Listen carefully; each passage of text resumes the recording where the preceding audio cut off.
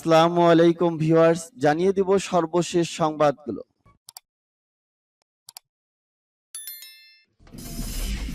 সংবাদের শুরুতেই জানিয়ে দিব সংবাদ শিরোনাম। সিরিয়া ইরাকে সন্ত্রাসীদের আশ্রয় নিতে দেওয়া হবে না, বললেন তুরস্ক। আমাদের কাছে এমন ক্ষেপণাস্ত্র আছে যা আমেরিকা কল্পনাও করতে পারে না। চীনকে লক্ষ্য করে ন্যাটো পরিকল্পনা বদল করলে বড় মূল্য চুকাতে হবে। 2023 এর শুরুতেই ফুরিয়ে যাবে রাশিয়ার অত্যাধুনিক গোলাবারুদ। এবং জানিয়ে দিব সর্বশেষ শিরোনাম। আবারও গভীর রাতে ভারতের উপর চীনা সেনার আক্রমণ।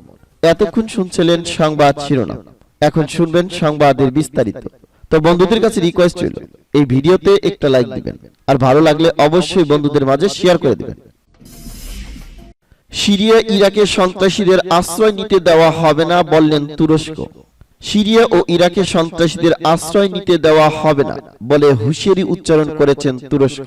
সোমবার দেশটির পররাষ্ট্রমন্ত্রী মেভলুত কাভুসোগলু এমন মন্তব্য করেছেন। এক প্রতিবেদনে এ খবর জানিয়েছে কাতার ভিত্তিক সংবাদ মাধ্যম আল জাজিরা।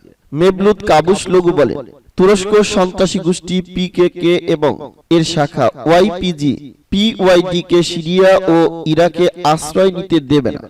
তিনি বলেন, আমরা অবশ্যই এই সুযোগ দেব না।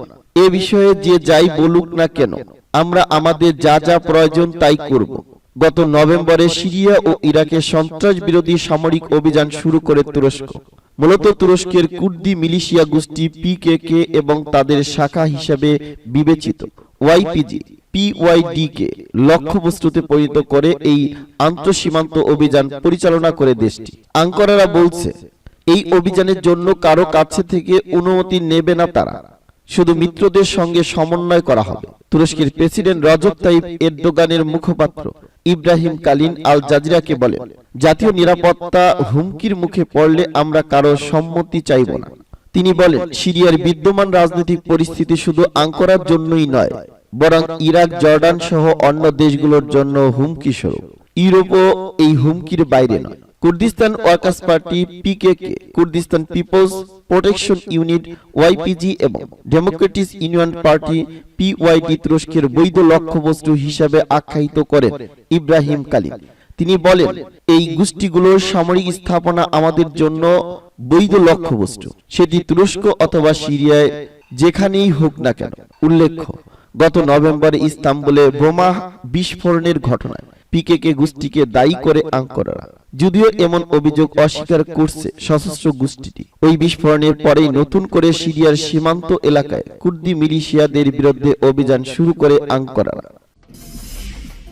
আমাদের কাছে এমন ক্ষেপণাস্ত্র আছে যা আমেরিকা কল্পনাও করতে পারে না। ইরানের ইসলামী বিপ্লবী গার্ড বাহিনী বা আইআরজিসি নৌ শাখার commander rear admiral Ali Reza তাংশিরি বলেছেন, তাদের হাতে এমন ক্ষেপণাস্ত্র রয়েছে যা আমেরিকা কল্পনা পর্যন্ত করতে পারে না। আজ মঙ্গলবার রাজধানী তেহরানের ইমাম হোসেন কম্প্রিহেন্সিভ ইউনিভার্সিটিতে আয়োজিত এক অনুষ্ঠানে তিনি এসব কথা বলেন। ইরানের কমান্ডার বলেন, আমেরিকার সাথে কোনো কারণে যুদ্ধ বাঁধলে ইরান যে ক্ষেপণাস্ত্র ব্যবহার করবে, বিভিন্ন সময় তার দেশ যেসব মহড়া চালিয়েছে তাতে সে ক্ষেপণাস্ত্র ব্যবহার করা হয়নি। আজকে ইরানের হাতে যে ক্ষেপণাস্ত্র রয়েছে, আমেরিকা তা কল্পনাও করতে পারে না। আলী রেজা তাংশিরি বলেন, ইরান হচ্ছে একমাত্র দেশ যারা 6 থেকে 8 মিটার লম্বা বোটে সফলতার সঙ্গে ক্ষেপণাস্ত্র বসিয়ে সফল হয়েছে। তিনি জোর দিয়ে বলেন, বাইরের শক্তি পারস্য উপসাগর, ওমান উপসাগর এবং ভারত উপসাগর দিয়ে প্রবেশ করে ইরানকে পরাজিত করতে পারে না। ইরানের শীর্ষ পর্যায়ের কমান্ডার বলেন, 20 শতকের শুরুর দিক থেকে আমেরিকা পারস্য উপসাগরে উপস্থিত আছে।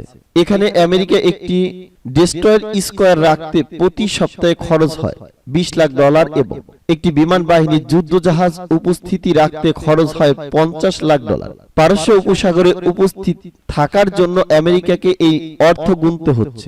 আলী রেজা বলেন, পারস্য উপসাগরে যে 3টি দ্বীপ নিয়ে সংযুক্ত আরব আমিরাত আপত্তি জানাচ্ছে, সে 3টি দ্বীপ কৌশলগতভাবে এত বেশি গুরুত্বপূর্ণ যে এগুলোর নিয়ন্ত্রণ যদি ইরানের হাতে না থাকে, তাহলে পারস্য উপসাগরে ইরানের কোনো নিয়ন্ত্রণ থাকবে না। চীনকে লক্ষ্য করে ন্যাটো পরিকল্পনা বদল করলে বড় মূল্য চুকাতে হবে।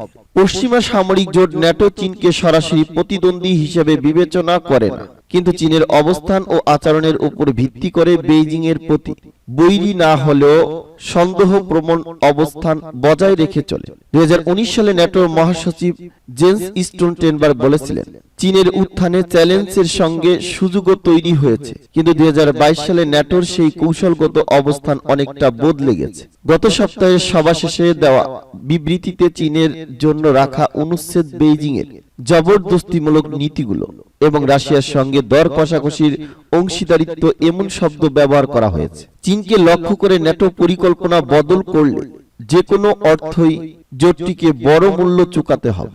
যদিও শি জিনপিং এর নেতৃত্বে চীনের কমিউনিস্ট পার্টি অনেক বেশি উচ্চাকাঙ্ক্ষী ও আগ্রাসী হয়ে উঠেছে, এরপরও কয়েকটি কারণে চীনকে ঠেকাতে ন্যাটো যথাযথ মঞ্চ নয়।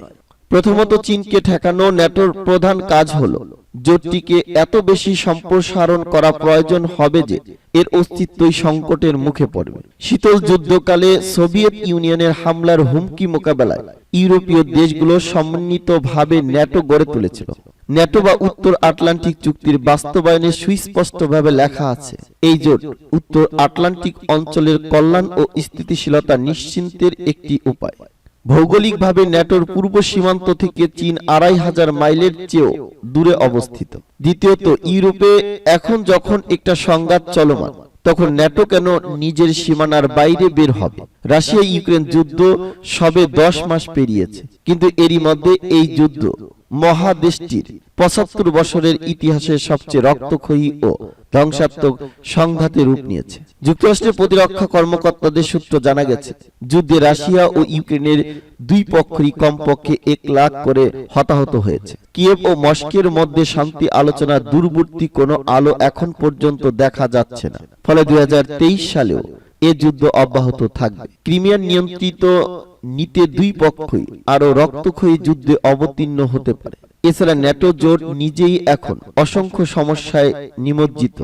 সামরিক ব্যয়ের দিক থেকে সদস্য রাষ্ট্রগুলোর মধ্যে অসামঞ্জস্য রয়েছে। যুক্তরাষ্ট্র একাই 70% সামরিক ব্যয় বহন করে। এক্ষেত্রে ন্যাটোর অন্য ধনী দেশগুলোর রাজনৈতিক ইচ্ছার ঘাটতি প্রবল। চীনকে কেন্দ্রে রেখে ন্যাটো যদি নিরাপত্তা কৌশল সাজায়, তাহলে এর ভূ রাজনৈতিক প্রভাব কি হতে পারে সেটা জোটটির নীতি নির্ধারকদের অবশ্যই মাথায় রাখতে হবে। ন্যাটো যদি এদিকে মনোযোগী দেয়, তাহলে বেইজিং কৌশলগতভাবে মস্কোর সঙ্গে সম্পর্ক আরো নিবিড় করবে। 2023 এর শুরুতেই ফুরিয়ে যাবে রাশিয়ার অত্যাধুনিক গোলাবারুদ। ইউক্রেনে প্রায় 10 মাসের বেশি সময় ধরে আগ্রাসন চালাচ্ছে রাশিয়া। এক জ্যেষ্ঠ মার্কিন কর্মকর্তার মতে, গোলাবারুদের মজুদ ফুরিয়ে আসায় রাশিয়া এখন 40 বছরের পুরনো গোলাবারুদ ব্যবহার করছে। নাম না প্রকাশের শর্তে কর্মকর্তা বলেন, তারা বহু পুরনো মজুদ থেকে গোলাবারুদ ব্যবহার করছে, যার কোনোটি 40 বছর আগে উৎপাদন করা হয়েছিল। যুক্তরাষ্ট্র অভিযোগ করছে, রাশিয়ার মজুদ কমে আসায় দেশটি ইরান ও উত্তর কোরিয়া থেকে গোলাবারুদ সংগ্রহ করছে। জ্যেষ্ঠ মার্কিন সামরিক কর্মকর্তার মতে, 2023 এর শুরুর দিকেই রাশিয়ার অত্যাধুনিক গোলাবারুদের মজুদ ফুরিয়ে যাবে। সেক্ষেত্রে বিদেশ থেকে আমদানি ও পুরনো মজুদ ব্যবহার ছাড়া অন্য কোনো গতি থাকবে না দেশটি। আমার হিসাব মতে, যে হারে রাশিয়ার নিখুঁত ও মেরামতযোগ্য কামানের গোলা ও ক্ষেপণাস্ত্র ব্যবহার করছে, তাতে 2023 এর মাঝেই এ ধরনের অস্ত্রের মজুদ ফুরিয়ে যাবে। যোগ করেন তিনি। পুরনো গোলাবারুদের উপকারিতার বিষয়ে তিনি বলেন, আপনি কামানে গোলাবারুদ বা ক্ষেপণাস্ত্র সংযুক্ত করে আশা করতে পারেন যে এটি ছুড়া যাবে বা লক্ষ্যবস্তুতে আঘাত হানার পর বিস্ফোরিত হবে, কিন্তু এর কোনো নিশ্চয়তা থাকবে না। যুক্তরাষ্ট্র ও ইউক্রেনের কর্মকর্তাদের মতে, ইরান ইতিমধ্যে ইউক্রেন যুদ্ধে ব্যবহারের জন্য রাশিয়ার কাছে ড্রোন স্থানান্তর করছে।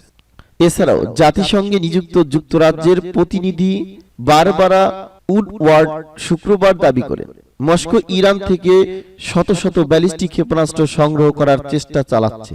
এর বিনিময়ে তারা তেহরানকে নজিরবিহীন সামরিক ও কারিগরি সহায়তা দেওয়ার প্রতিশ্রুতি দিয়েছে। গত মাসে ইরান মস্কোকে ড্রোন দেওয়ার কথা স্বীকার করে, কিন্তু তাদের দাবি এই ড্রোন তারা মস্কোর বিশেষ সামরিক অভিযান শুরুর আগেই সরবরাহ করছে। রাশিয়া ইরানের ড্রোন ব্যবহার ও উত্তর কোরিয়ার কাছ থেকে অস্ত্র সংগ্রহ করার অভিযোগ অস্বীকার করছে। আবারও গভীর রাতে ভারতের উপর চীনা সেনার আক্রমণ। আবারও গভীর রাতে ভারত চীনের মধ্যবর্তী প্রকৃত নিয়ন্ত্রণ রেখায় দুই দেশের সেনার সংঘর্ষ। লাদাখের গালওয়ানের পর এবার অরুণাচলের তাওয়াংয়েও 2020 সালের গালওয়ান কাণ্ডের মতো প্রাণহানি না ঘটলেও শুক্রবার রাতেই এই সংঘর্ষের ঘটনায় দুপক্ষের বেশ কয়েকজন সেনা আহত হয়েছেন বলে জানায় এএনআই। খবরে বলা হয়, শুক্রবার রাতে চীনের পিপলস লিবারেশন আর্মি প্রকৃত নিয়ন্ত্রণ রেখা পেরিয়ে ভারতের এলাকায় ঢোকার চেষ্টা করলে ভারতীয় সেনারা প্রতিরোধ করে। সে সময় সংঘর্ষে দুপক্ষেরই বেশ কয়েকজন আহত হয়। হাতাহাতি এবং লাঠি পাথর নিয়ে সংঘর্ষে ভারতীয় সেনার 6 জওয়ান সামান্য আহত হন। প্রায় 300 চীনা সেনা তাওয়াংয়ের ওই সেক্টরে অনুপ্রবেশ করেছিল, কিন্তু ভারতীয় সেনা প্রস্তুত থাকায় তারা সুবিধা করতে পারে। এরপর দ্বিপাক্ষিক ঊর্ধ্বতন সেনা স্তরের আলোচনায় মুখোমুখি অবস্থান থেকে ডিসেঙ্গেজমেন্টের বিষয়ে ঐক্যমত হয়। ইতিমধ্যে তা কার্যকর করা হয়েছে। 2020 সালে গত 15 জুন পূর্ব লাদাখ গালওয়ানের প্রকৃত নিয়ন্ত্রণ রেখা পেরিয়ে অনুপ্রবেশকারী PLA কে ভারতীয় বাহিনী বাধা দেওয়ায় রক্তক্ষয়ী সংঘর্ষের ঘটনা ঘটেছিল। সংঘর্ষে মোট 20 জন ভারতীয় সেনা নিহত হয়েছিল।